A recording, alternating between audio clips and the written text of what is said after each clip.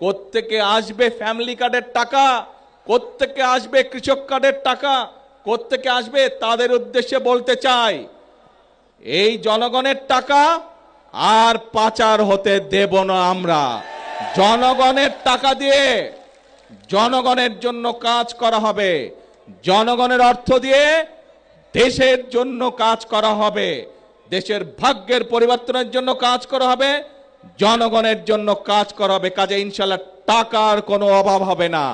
আসুন, যারা এই দেশ থেকে টাকা পাচার করেছে, যারা এই দেশ থেকে টাকা বাইরে পাঠাতে চায়, জনগণের অর্থ টাকা বিদেশে পাঠাতে চায়, আমরা আজ থেকে তাদের বিরুদ্ধে কঠোর অবস্থান গ্রহণ করব। আমরা যদি সকলে চোখ কান খোলা রাখে, তাহলে এই দেশের মানুষের অর্থ সম্পদ কেউ বিদেশে পাচার করতে পারবে না, এবং সেই টাকা দিয়ে আমরা সকলে মিলে পরিশ্রম করব এবং সেই অর্থ দিয়ে আমরা দেশ এবং দেশের মানুষের ভাগ্যকে পরিবর্তন করব। আছেন নাকি আমার সাথে সবাই এই কাজে? ইনশাআল্লাহ। আসুন তাহলে আজকের এই আনন্দের দিনে আমাদের প্রতিজ্ঞা হবে, আমাদের প্রতিশ্রুতি হবে একটাই, করব কাজ সবার আগে।